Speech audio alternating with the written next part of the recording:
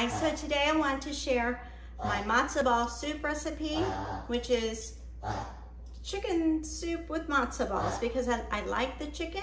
I like to use chicken thighs, which I have here. I already have them washed and prepared and make sure there's no little pin feathers or anything else on them.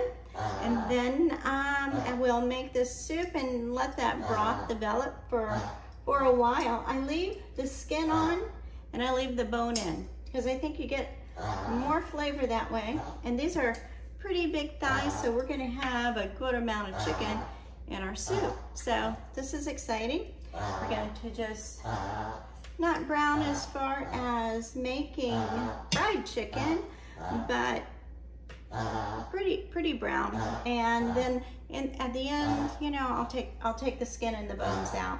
So I have that. I like to put some seasoning on. I use some onion powder. This is just seasoning the chicken, not seasoning the soup. I'll do that after because I do use a chicken stock, which has flavoring in it too. So once it's cooked, I can taste the flavors. Some garlic powder. For a purist, this might not be the recipe for you, but it's really very delicious. Then I put some oil. I put that in now so that can be warming up with the oil and with the chicken. It just kind of gives it that flavor. So I'm not even going to add salt at this point because there's a lot of salt in this and there's salt in the chicken stock. So let's just throw that in, let that cook real quick. All right, so let that brown for a minute and then we'll be right back.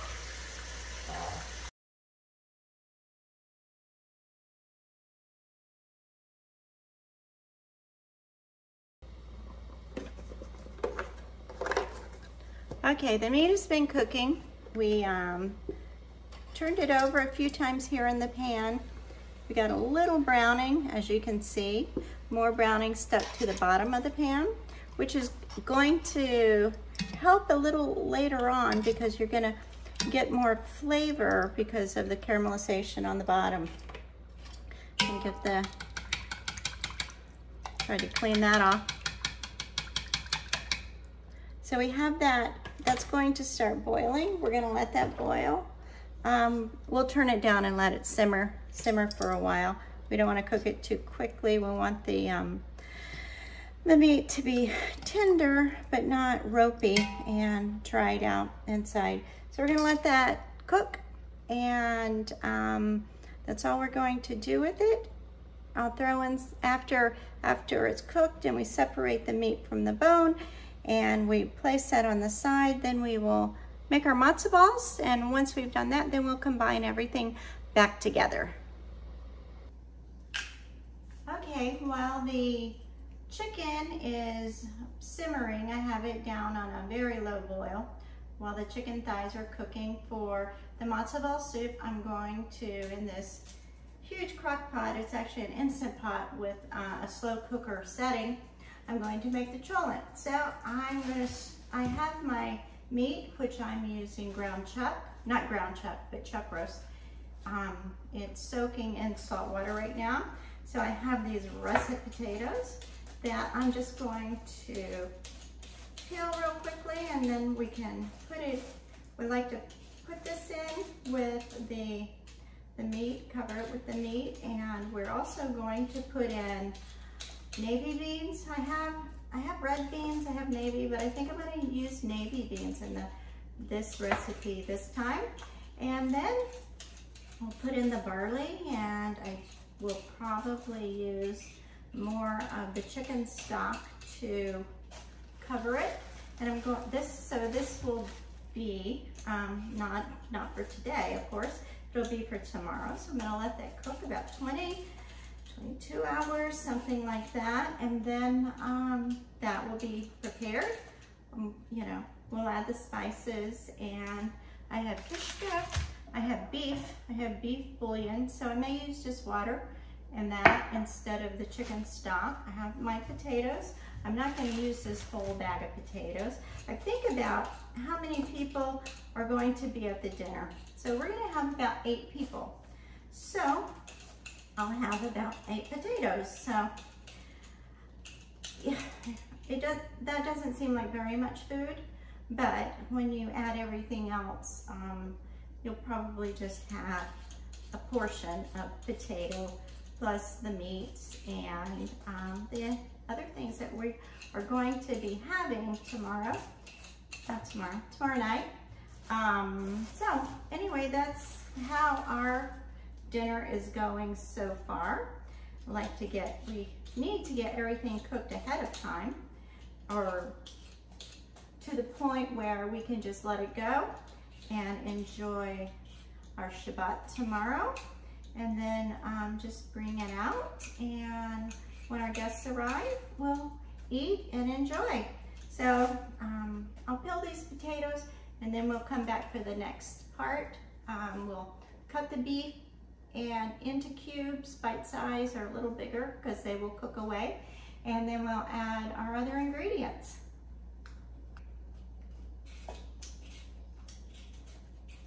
All right, so this is our last potato, potato number 8, and if you can see, I am peeling right into a bowl that I have covered with a plastic bag. And the reason I do that is, as soon as I'm finished, I will be finished with this. So I just lift this up, and all the potato peelings are ready to be thrown away. Get some air out of it. And then I can just throw this away.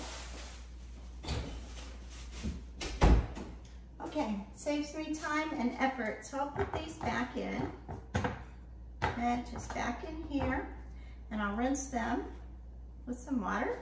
So I'll just put them down in this sink, which is so handy, and let that fill up and rinse off. While that's happening, While that's happening, we can take our meat out and start to prepare it. I have it in the other sink. So we'll rinse the potatoes, get them on the counter, and get our meat out to chop it, dry it off a little, and we'll be right back. And yeah, so this is going pretty quickly, and the chicken is still cooking. Okay, so we have our chuck roasts. They've gone through the salt water, and now we have all these potatoes. These are pretty new and nice. I'm not going to worry about these little eyes that are on them. And I'm going to cut them in pretty big chunks. That way they won't cook away completely. Just big chunks like that. So anyway, you know, they'll be soft and soft around the edges, so it'll still look like a potato, in other words, when we go to have our dinner. So just quick chops on those. So we'll probably put these on the bottom of the pan. And there is a light on, but it is not on yet. So that way I can focus when I turn it on to make sure, because I want it on low, because I'm cooking it for so long. So it's not new to me, but I haven't used all the settings yet. So I want to make sure that I don't do anything like accidentally turn it on high because I'm in a rush. Rushing has never gotten me anywhere. I usually do it wrong and have to redo. Or, I don't know. Anyway, so take your time, grab your dinners. There never seems to be enough time when you have a big dinner celebration because there's just so many little things that come up that you haven't planned for. But this one, so far so good. Okay, all right, so I'm just gonna toss these in. I did line my pan with a plastic liner, so cleanup will be easy. And then we can just pull that out and throw it away. So the best way to get through something is when you're finished, cleanup is easy. So I like to use those and reusable things. That just makes it easier. Okay, so we have those in here, and it's pretty good. It's just like one layer. It's kind of one layer with a little on top, so it's not too much. So we have 2 big roasts. I'm going to see how far we get with this. We may not need all of both, but you'll see that this does have fat in it. I'm going to leave it in because it's going to cook out and just make everything delicious. That's the plan. The more things you have in a recipe, some things are very simple, but if you can get different layers, and the fat of the meat is going to give you a different layer than a flavor than the meat of the meat. So you have 2 things going for you. Okay, if I were going to make this in a pot on the stove, then I would be able to brown it and use that browning for some, some of the gravy or sauce. So not doing that in this recipe. So I'll finish cutting this, and then we will get it into the pot and go to our next step. All right, so we're to the next step. We have potatoes in the bottom. Then we have our chuck roast on top of that, cubed in about 1 inch by 2 inch, 1 inch by 1 inch, depending on the piece. And now we're going to put some beef flavoring bouillon in it. And this is hot water, so I did that just so that it would mix together and incorporate in the water. So that kind of helps melt it, because I have it in the refrigerator from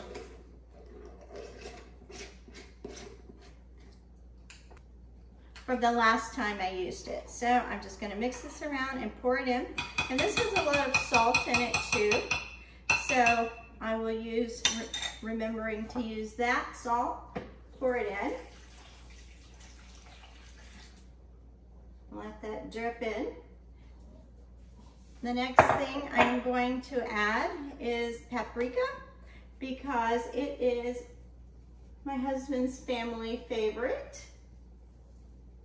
They're from Lithuania, so they use lots of paprika in their dishes. We have some ketchup. I usually use tomato paste, not ketchup, but we're giving it a try this time because so many other families use it. We're gonna give it a try. So that's probably 1/4 to 1/2 cup. I have my beans. I'm using Great Northern beans, white beans, and the barley. So I'm just gonna pour that right over the top. All right. And then I have the kishka. We're gonna have 8 people for our Rosh Hashanah dinner. So I am going to use 2 kishkas. That way everyone can get about 1/4. Okay, and I'm gonna leave these whole so they don't disintegrate in the pot, and squish it down a little bit.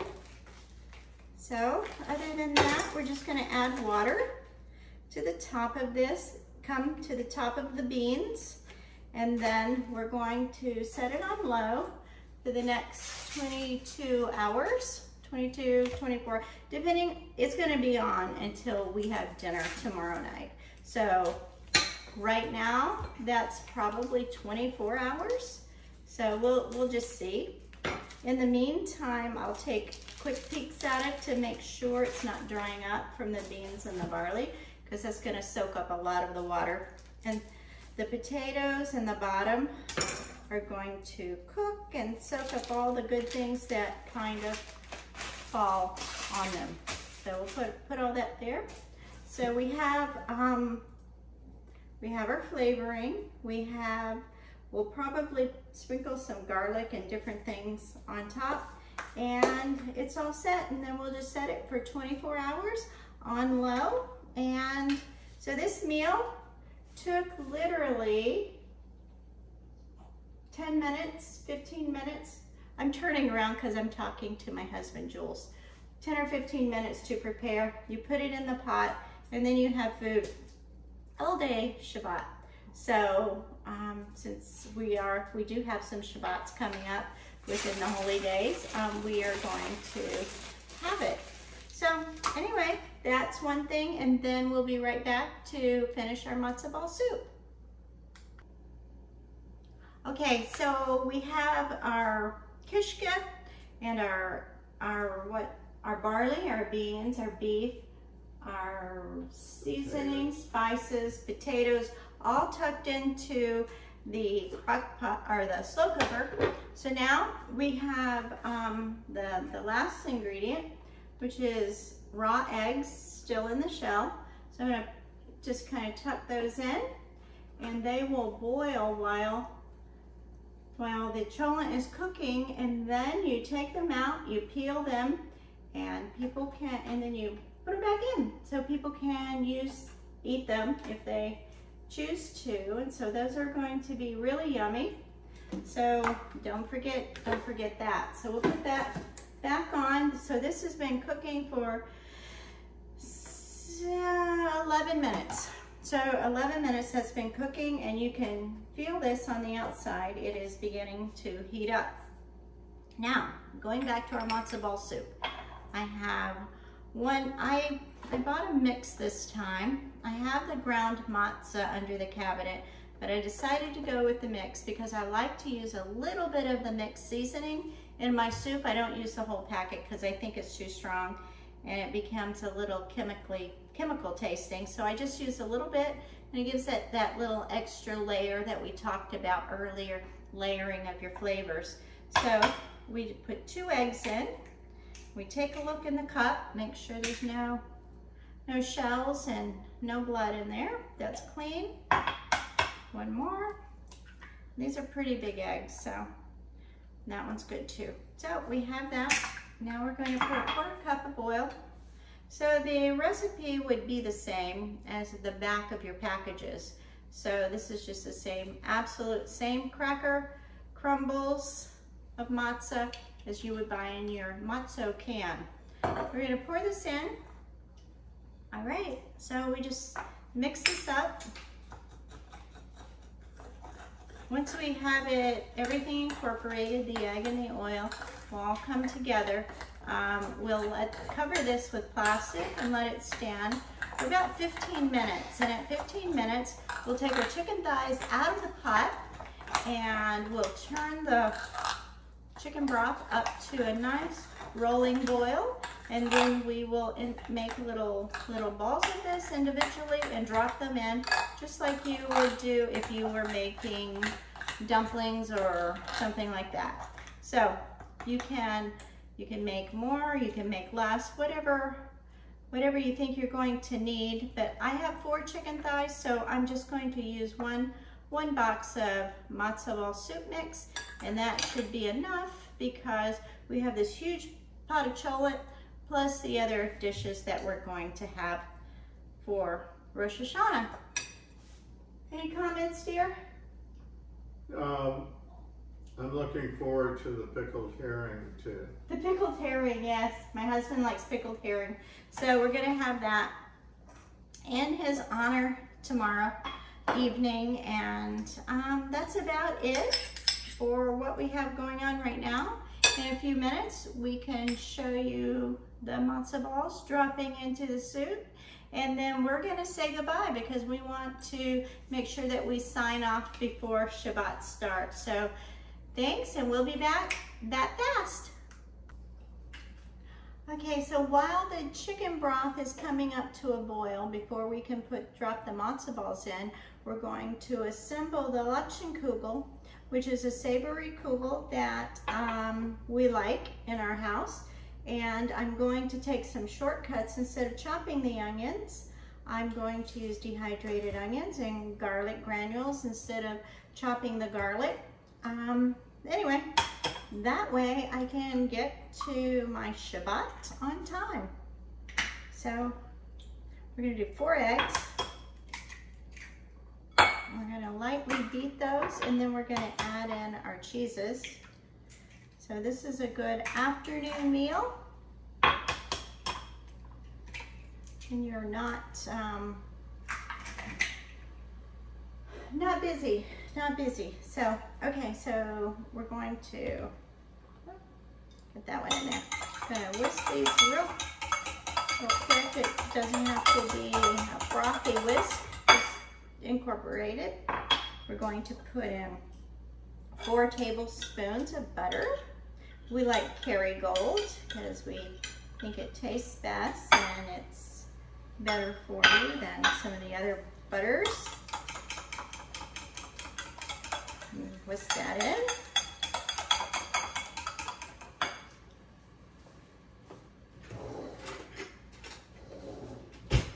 Forgot my spoon.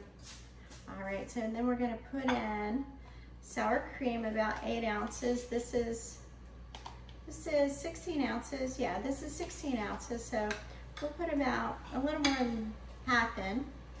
And then I'm going to use ricotta cheese instead of cottage cheese. I think it just gives it a little stronger flavor, about the same amount as the cream cheese. Then pepper to taste. If your family likes pepper, use a lot of pepper. The flavor does come through on this dish. And then salt. I have the water boiling. These have not been cooked yet, but I have the water boiling so that once that gets up to a rolling boil, I can get those going. And I'm just gonna whisk this in together, and the butter will melt and the cheeses will kind of meld together in the layers between the egg noodles.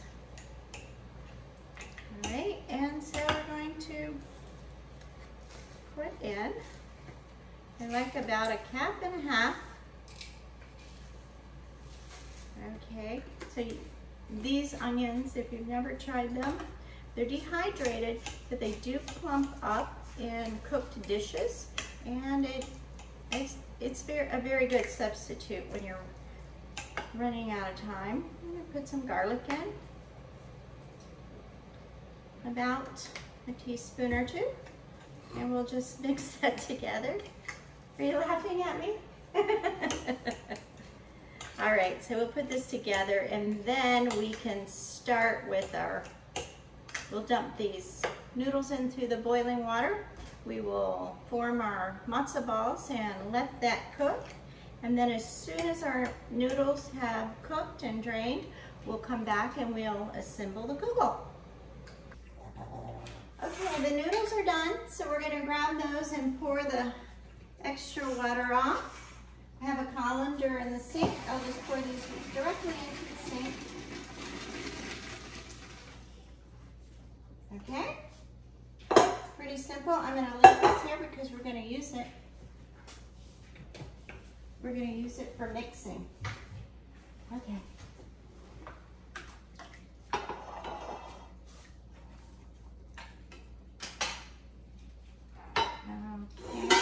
So the matzo ball soup is finished. I added back the matzo ball, or the chicken, after the matzo balls had finished cooking. So, and I put some parsley that we picked from our garden on top, and we're gonna let that simmer and turn it off, and it'll be ready for dinner tomorrow. Okay, just pour all of this in at once.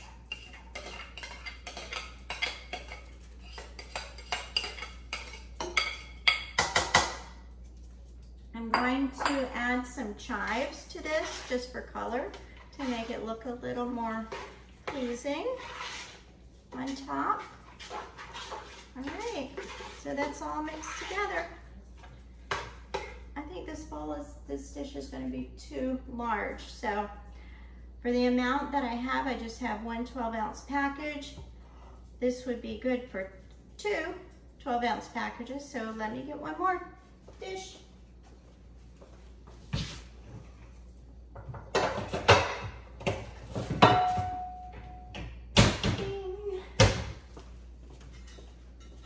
So you're here, you're seeing all my mistakes. All right, so just a quick dish switch out. And I'm going to spray this with olive oil. Okay, it just helps to keep it from sticking on the sides. All right, I think this will be a better match. The reason I didn't want to use the other dishes, it would be too thin. It wouldn't be thick enough or rise up tall enough. Okay, much better, much better. So I'm gonna stick this in the oven for about 35 or 45 minutes on 350 degrees.